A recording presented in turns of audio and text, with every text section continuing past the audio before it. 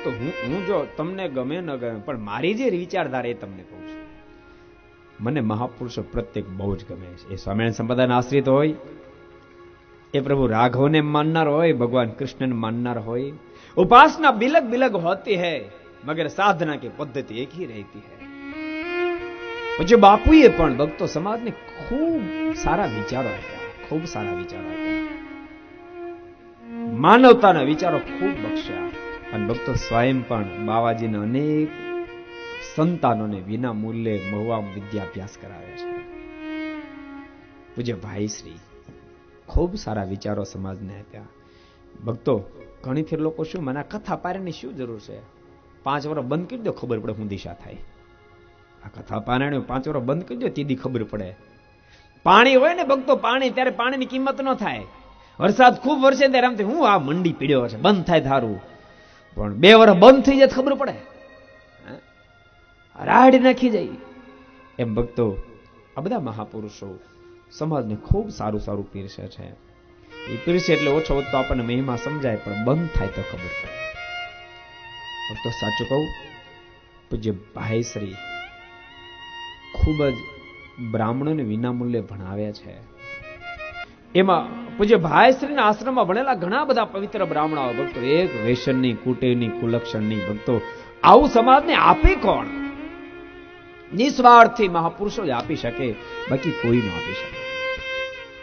આ બધાને આપણને વંદન કરવાનું મન થાય એમ કે સમાજની અંદર ક્રમે ક્રમે કેવા મહાપુરુષો આવતા રહે.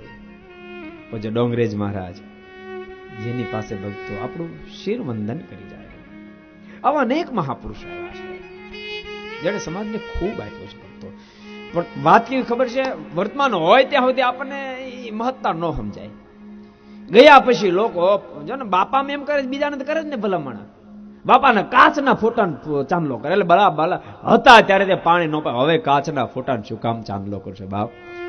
એ બિચારા મનમાં વિચાર કરે, આડો કાચ છે એટલે હું નંતર નીચે ઉતરી 2 અડબત જેવું મન થાય, પાણી નથી ભરી દીધું. ગયા પછી દુનિયા યાદ કરી, દુનિયાની લીધી છે. પણ ભક્તો બધા મહાપુરુષો છે. કૃષ્ણ શંકર દાદા ભક્તો સંસ્કૃતને જીવંત રાખ્યું, આપણા સંસ્કૃતને જીવંત જેને રાખ્યું. અનેક બ્રહ્મ બાળકોને વિના મૂલ્યે ભણાવ્યા.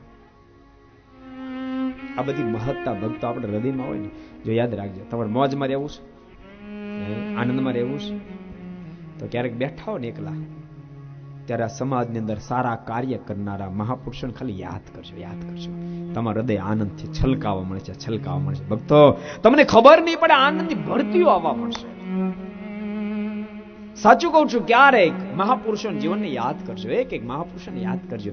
આમણે આ કર્યું, આમણે આ કર્યું, આમણે આ કર્યું, આમણે આ કર્યું, આમણે આ કર્યું. મહેરબાની કરી કોઈ દિવસ ભક્તો મહાપુરુષોના જીવનની ટીકાઓ નહીં કરશો, ને તો ગોટો વળી જાઓ, ગોટો વળી જશો.